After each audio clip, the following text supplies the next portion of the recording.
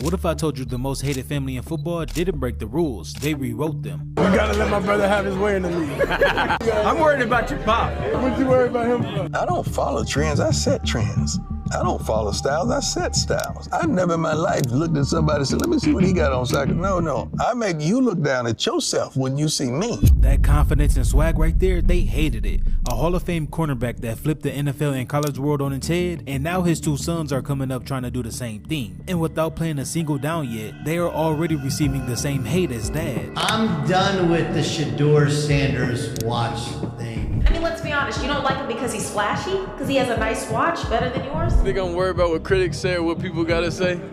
You know who my dad is? They hated on him too. This isn't a story about football, it's about pride, pressure, and the price of being loud in a game built on silence. This is how the Sanders became the most hated family in football. But first, we must go back to the beginning. When I came out of college, I had a choice to be wholesome, say what the fans, audience want me to say, or be me. And I was gonna be me. I was gonna be real. When Deion Sanders hit the NFL in 1989, it wasn't just another rookie entering the league. It was an event. A 22-year-old kid dripped in gold chains, rocking his own tracksuit, and already talking about himself in third person. Prime time. This wasn't just a nickname, it was a brand, a lifestyle, a warning shot. And about how he got this nickname goes back to his high school days. You gotta earn your nickname, you know what I'm saying? So I earned the right to be called Prime in high school, man, back in, I think it was 84. And I dropped like 36 that night, had a couple dunks back to back, and one of my homies said, hey, Deion. I said, what's up, man? He said, you prime time. I said, yeah. This man hadn't played a single down yet, but you knew he wasn't here to blend in. He was here to take it over. But I was kind of scared. I thought Detroit was going to take me. I would ask for so much money that I had to put me on layaway.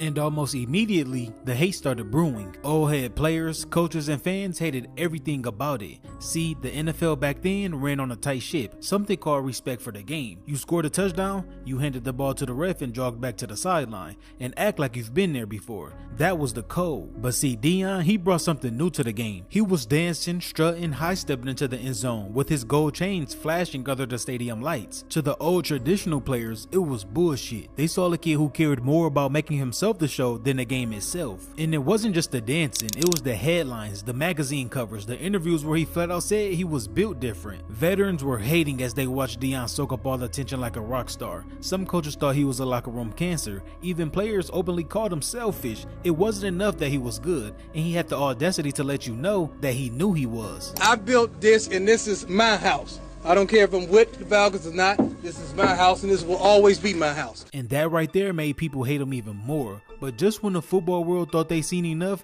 Deion flipped the script again. Not content with dominating one sport, he decided to chase baseball at the same time. One week, he's picking off passes and dancing into the end zone. Then next, he's stealing bases in a Yankees uniform. Some players lost their mind. You can't truly love football if you're a part-time baseball player, they said. He's not serious about either one, but Deion didn't care. See, he was a kid from the inner cities of North Fort Myers, Florida, that grew up with a single-parent mother, and he was trying to make the most money as possible to take care of his people and himself. You guys may think I'm crazy, but to tell the truth, I really don't care. I'm going to play football or baseball, and I'm going to play both, and I don't know which one's going to get the priority. I really don't care because I love my teammates in football, I love my teammates in baseball, and I'm going to be happy.